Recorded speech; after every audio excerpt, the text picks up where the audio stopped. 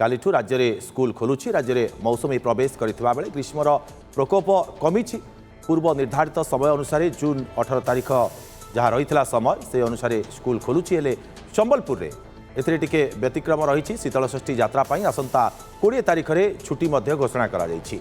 प्रसिद्ध शीतलषष्ठी जिलार सबु सरकारी ऑफिस छुट्टी घोषणा करा जायछि। आसंता 20 तारिख में कालीठू स्कूल खोलिबो। जेभଳି भाव पूर्व निर्धारित समय रही 20 तारिख में स्कूल खोलिबा नहीं आसंता काली ठारू खोलुछि सारा राज्य में स्कूल। राज्य में मौसुमी प्रवेश करथिबा बेले ग्रीष्मर कोप कमिछि एवं पूर्व निर्धारित समय अनुसार स्कूल खोलुछि।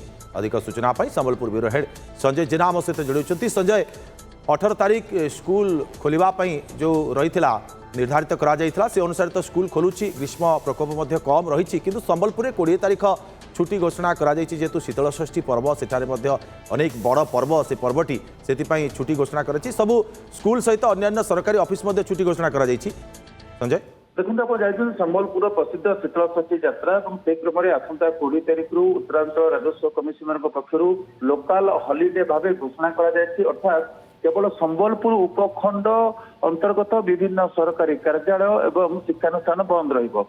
अन्य जो दुईट उपखंड सब डिविजन रही रेढ़ापोल कुचिंडा से छुट्टी बाद दि जाए। केवल संबलपुर उपखंड ही छुट्टी रहिबो। आप जानते आरडीसी जो प्रेरोगेटिव रही छुट्टी दबार जो अधिकार रही से क्रम में जनवरी मास 1 तारिख उत्तरांचल राजस्व कमिशन अंतर्गत जिलागुड़िकर केउं दिन जो छुट्टी एक्सट्रा छुट्टी दिज्व से नहीं विज्ञप्ति प्रकाश पाई।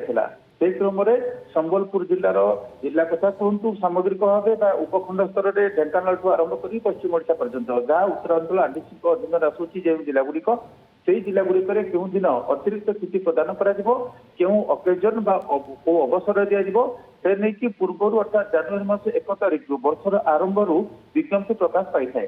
से क्रम में आज आसंता 20 तारिख दिन संबलपुर शीतलषष्ठी लोकाल हॉलिडे रही पूर्व आरडीसी विज्ञप्ति प्रकाश पाई। से क्रम में आसंता 20 तारिख बंद रहिबो और समस्त शिक्षानुष्ठान सरकारी जो ऑफिस दफ्तर रही समस्त ऑफिस बंद रहिबो। जेहेतु शीतलषष्ठी और 20 तारिख जानते से दिन चली जुगल दर्शन शोभा जो ग्रांड प्रोसेसन देवी पार्वती और महादेव महादेव जुगल रूप में समग्र अंचल बाहरी जाती नगर भ्रमण दृष्टि रखी और लक्षाधिक लोक समागम होता है।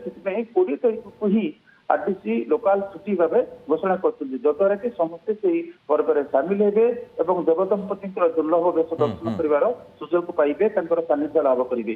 से 20 तारिख को लोकाल हॉलिडे भाव घोषणा कर। संजय, तो 20 तारिख को लोकाल हॉलिडे घोषणा करा जायछि किंतु जेहेतु 18 रे स्कूल खोलिबो अनेक दिन धरी स्कूल बंद रही ये प्रक्रिया केमती आरंभ करा जायछि। आज 17 तारिख आसंता काली स्कूल खोलुछि ए पर्यंत अपडेट सूचना जिलापाल सहित आलोचना करूँ। आसंता काली संबलपुर जिले में स्कूल खोलिबो। सरकार पूर्व निर्देश अनुसार रही अन्य राज्यर अन्य जिला गुड़िक खोल से क्रम संबलपुर में स्कूल खोलिबो।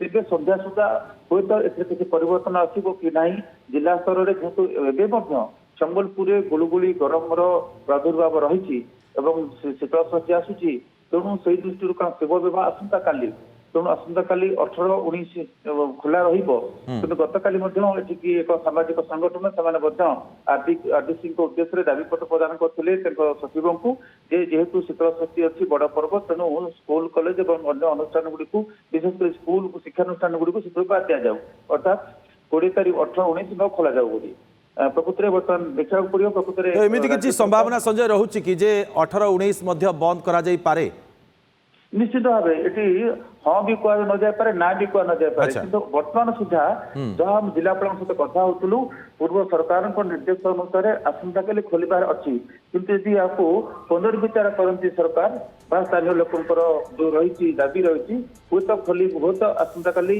पहर दिन 2 दिन अतिरिक्त हूँ तो अंतत पक्षे शिक्षानुष्ठान गुड़ी हूँ तो बाद दि जो खोल।